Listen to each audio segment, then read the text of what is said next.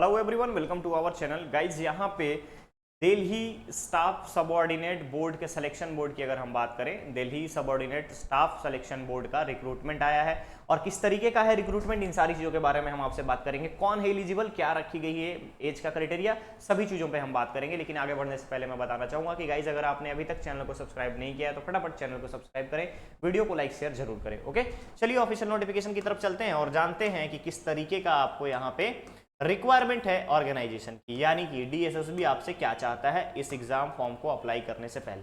ध्यान दीजिएगा, ये है आपका vacancy notice. Only online application will be accepted. अब बात करते हैं मैनेजर के बारे में। ध्यान दीजिएगा, सबसे पहला पोस्ट है मैनेजर अकाउंट का। कहाँ पे है तो दिल्ली ट्रांसपोर्ट कॉर्पोरेशन में। ग्रेड पे क्या रखा गया है 4800 का। टोटल नंबर ऑफ पोस्ट यहाँ पे अगर आप देखिएगा तो आपको यहाँ पे 4 पोस्ट मिलेंगे, सॉरी 2 पोस्ट है आपको मैनेजर के लिए। नेक्स्ट आता है डेप्यूटी मैनेजर अकाउंट के लिए 18 पोस्ट रखा गया है। जूनियर लेबर वेलफेयर इंस्पेक्टर के लिए 7 पोस्ट है। असिस्टेंट स्टोर कीपर के 5 पोस्ट है। स्टोर अटेंडेंट के 6 पोस्ट है। अकाउंटेंट के 1 पोस्ट है। टेलर मास्टर के 1 पोस्ट है। ट्रेंड ग्रेजुएट टीचर टीजीटी के लिए यहाँ पे 364 पोस्ट है। पब्लिकेशन असिस्टेंट 1 पोस्ट है। पीजीटी म्यूजिक के लिए 1 पोस्ट है। पीजीटी फाइन आर्ट के लिए 1 पोस्ट है। पीजीटी उर्दू के लिए 3 पोस्ट है। उर्दू फीमेल के लिए 3 पोस्ट है। हॉर्टिकल्चर के लिए 2 है।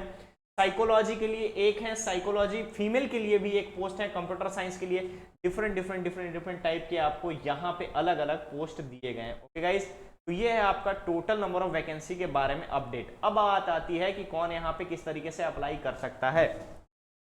अगर हम अकाउंट मैनेजर की बात करें तो रिक्वायरमेंट क्या है, ध्यान से देखिएगा। मैनेजर अकाउंट के लिए यहाँ पर चार्टेड अकाउंट होने चाहिए या फिर एमकॉम होना चाहिए। सैलरी क्या रहेगी 9300 से 34,800 का जो पे स्केल है, प्लस 4800 का यहाँ पर ग्रेड पे रहेगा।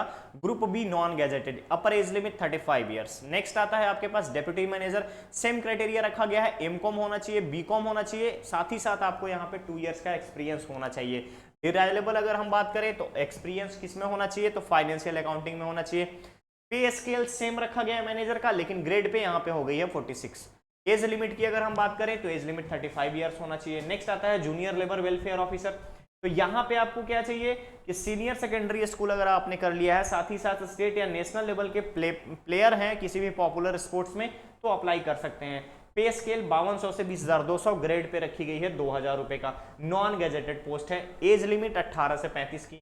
नेक्स्ट पोस्ट आता है आपका असिस्टेंट स्टोर कीपर का। यहां भी मैट्रिकुलेशन या हायर सेकेंडरी मांगा गया है। इसके अलावा आईटीआई कोई ट्रेंड है मैकेनिकल या फिर आपका इलेक्ट्रिकल में तो अप्लाई कर सकता है। 2 इयर्स का एक्सपीरियंस चाहिए स्टोर कीपिंग में, इंजीनियरिंग अंडरटेकिंग में। इसके अलावा अपर एज लिमिट 27 ईयर्स, पे स्केल 5200 से 20,200 और 1900 का ग्रेड पे। ठीक है, नेक्स्ट पोस्ट आता है यहाँ पर असिस्टेंट स्टोर कीपर के बारे में।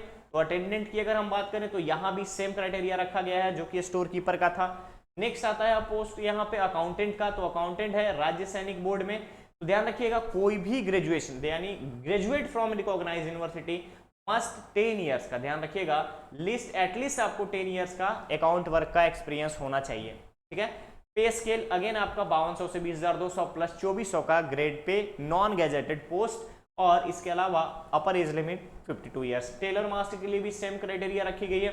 अब इसके बाद जैसे ही आप टीचिंग वाले फील्ड में जाते हैं, यानी पोस्ट ग्रेजुएट टीचर पीजीटी और टीजीटी में, तो पीजीटी और टीजीटी के लिए रखा गया है मिनिमम ग्रेजुएशन प्लस बीएड। ठीक है, minimum graduation plus BEd in relevant subject. Urdu के लिए उर्दू में, संस्कृत के लिए संस्कृत में, साइकोलॉजी के लिए साइकोलॉजी में, उसके बाद सोशियोलॉजी के लिए सोशियोलॉजी में, हिस्ट्री के लिए हिस्ट्री में, हिंदी के लिए हिंदी में। ये अलग अलग आपको पीजीटी के लिए यहाँ पे रिक्रूटमेंट के बारे में बताया गया है। और ये सारी चीजें उसी तरीके से चाहिए कि मिनिमम आपका बीएड होना चाहिए, बैचलर ऑफ एजुकेशन। कौन अप्लाई कर सकता है, इन सारी चीजों के बारे में हमारी बात हो गई। ये सारे पोस्ट के डिस्क्रिप्शन दिए गए हैं, क्या क्या चाहिए। अब बात आती है हमारा सबसे इंपॉर्टेंट हो जाता है यहाँ पे कि एप्लीकेशन फी कितना रहेगा। तो गाइस ध्यान रखिएगा, एप्लीकेशन फी यहाँ पर 100 रुपीज लगने वाले हैं। किसी भी पोस्ट के लिए आप अप्लाई कीजिए, 100 रुपीज लगेंगे यहाँ पे। कैसे अप्लाई करना है तो ऑफिशियल वेबसाइट www.dssbonline.nic.in पे जाकर के आप अप्लाई करेंगे। कब से कब तक अप्लाई करना है तो ध्यान रखिएगा गाइस, 28 जुलाई से लेकर 27 अगस्त तक का इसका एप्लीकेशन का डेट है और आप यहां पर अप्लाई कर सकते हैं अगर आपको लगता है कि आप यहां पे किसी क्राइटेरिया को फुलफिल कर रहे हैं तो। ओके, ये आपका DSSB का रिक्रूटमेंट नोटिफिकेशन के बारे में अपडेट है। हमने क्या क्या देखा, हमने देखा इंपॉर्टेंट डेट। तो गाइज ध्यान रखिएगा, इंपॉर्टेंट डेट क्या है आपका, इंपॉर्टेंट डेट है 28 जुलाई से लेकर के 27 अगस्त तक का। नेक्स्ट आता है आपका एप्लीकेशन फी 100 रुपीज़ लगना है। इसके अलावा हमारी सैलरी कैसी रहेगी, पोस्ट क्या क्या है, इन सारी चीज़ों के बारे में आपसे बात की गई। तो गाइज अगर आपको लगता है कि यहाँ पे आपकी एजुकेशनल क्वालिफिकेशन इसको सूट करता है, यानी आपकी एजुकेशनल क्वालिफिकेशन जो है उसके आधार पर ये जॉब आपके लिए सूटेबल है, तो आप बेशक यहाँ पर अप्लाई कर सकते हो। ओके, चाहे आप अकाउंट सेक्शन में जाओ अकाउंट्स के लिए, या फिर आप टीचिंग के लिए जाओ, हर तरीके का पोस्ट यहाँ पे रखा गया है, या फिर मैनेजमेंट पोस्ट के लिए जाओ, आपको यहाँ पे पोस्ट का डिस्क्रिप्शन बता दिया गया है। ओके गाइज, तो बहुत ही जल्द मिलेंगे हम एक नए अपडेट के साथ। बने रहिए हमारे चैनल पर, वीडियो को लाइक शेयर जरूर करें, साथ ही साथ चैनल को सब्सक्राइब करें, जिससे कि आपको सभी अपडेट टाइम पे मिलता रहे। Okay guys, thank you so much.